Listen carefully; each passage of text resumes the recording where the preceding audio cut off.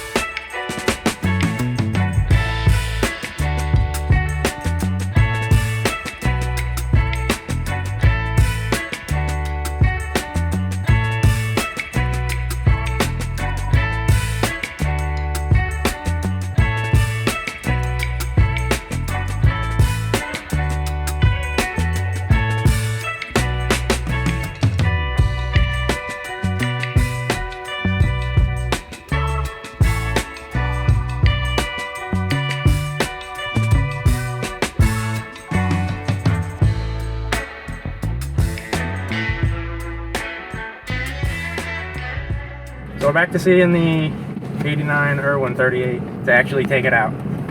Sea trial. See how it goes. What do you think? All good. I think we need to go grouper fishing later. Yeah. Well, let's hurry up and get this done. So along with my father-in-law and brother-in-law, Danielle and I met with the owner and took the boat out for a spin. It was honestly a little hard to stay focused and remember to look at everything, but my main concern was that the engine ran good, water wasn't pouring into the boat trying to sink us, and really that we didn't see any red flags. We put the sails up, and this next clip makes me laugh a little and just reminds me of just how much we had to learn about sailing. And yes, about safety too. This is how people get hurt. But after all that, we got to chill out for a minute and actually enjoy the situation while we looked everything else over.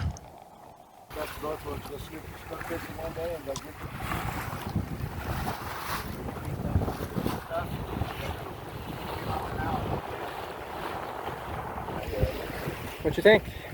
I like it. Very cool. So after going home and talking it over once again, we made the phone call. Rich, you had a good time? Yeah. Did you have a drink yet? This might be one of those conversations that might be good after one or two. So, it's unofficial, but we verbally might have bought a boat. You scared? No, I'm not scared. I think it'll be good. But you know what? You're scared about that 3-point turn. Won't know it if we don't try it.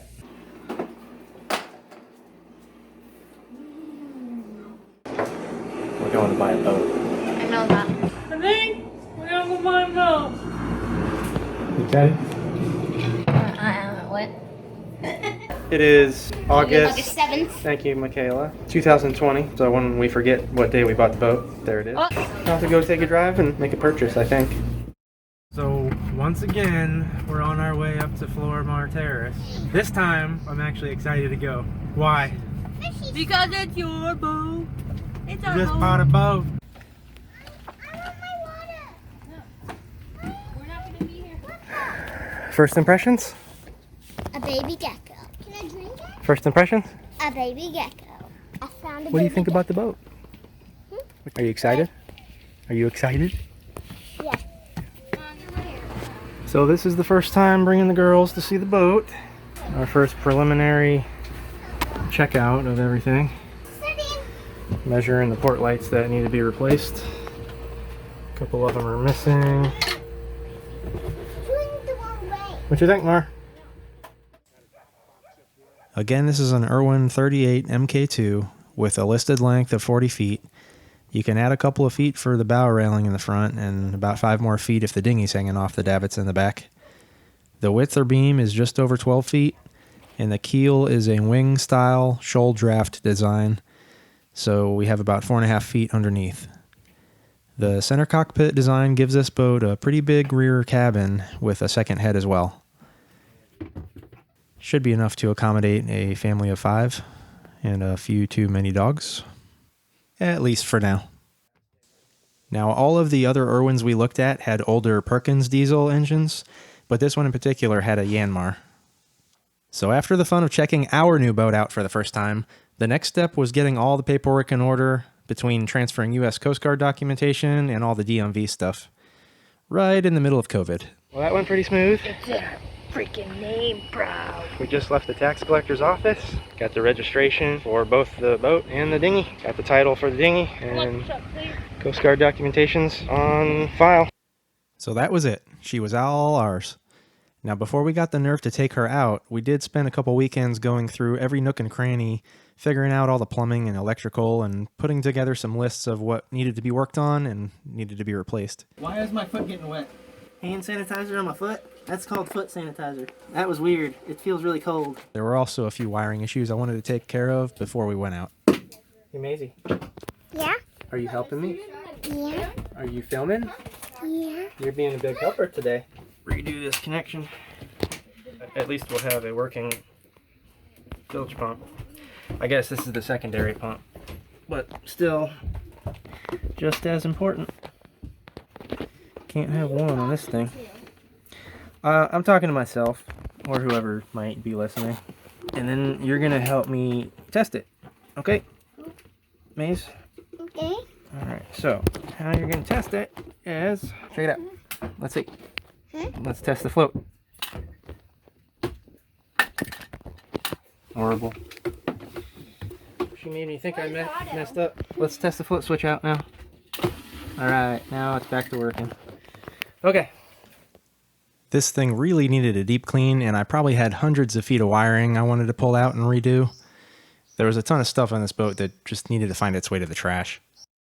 The engine bay needed some love. There were old parts mounted all over the place that needed to go, and 2 completely separate refrigeration systems mounted above the engine to run the top-loading refrigerator box. Pretty sure that's all going to get ripped out, as I don't trust any of it. There are so many parts that can go wrong, and it takes up a ton of space. I'm going to plan on either buying a new standalone 12-volt system to still utilize the refrigerator box, or just cut it out and put in a stand-up fridge that'll run off of AC or DC.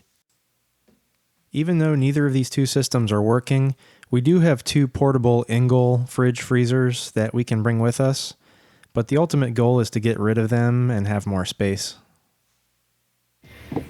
Alright, our 12-volt, actually our DC AC refrigerator has been working okay. Looks fine for little stuff. We can fit some stuff in here, but it's really not that big, so. While we're hooked up to shore power, we just plug these into the AC outlet, but when we're out, they just wire into our battery bank. I do feel like this boat does have a decent amount of storage. If you ask my wife, on the other hand, it's no 6-bedroom catamaran. Between the 2 tanks, it holds about 60 gallons of fuel. The water tanks hold about 140 gallons, and both heads have holding tanks with macerator pumps. The house bank currently consists of 4 Trojan deep cycle batteries, around 400 amp hours, and there's a separate starting battery for the engine. Right behind that is our water heater. One of my biggest priorities when we haul the boat out of the water is to replace all 8 of the seacock valves that are underneath the waterline, as some of them looked like you could sneeze on them and they would break. Of course, a bottom job will be in order since the current paint is a couple years old. There are 2 35-pound anchors on the bow pulpit, a Delta and a CQR. And I forgot to mention the mast height on this boat is 54 feet above the waterline. Despite all the work that was needed, we were feeling pretty good. There's Pirate Danielle out here with her. My Starbucks. What are you? What is her? Pirate? Captain. It's Captain. Yep, that's Pokemon. She gonna go catch all the Pokemon out in the ocean.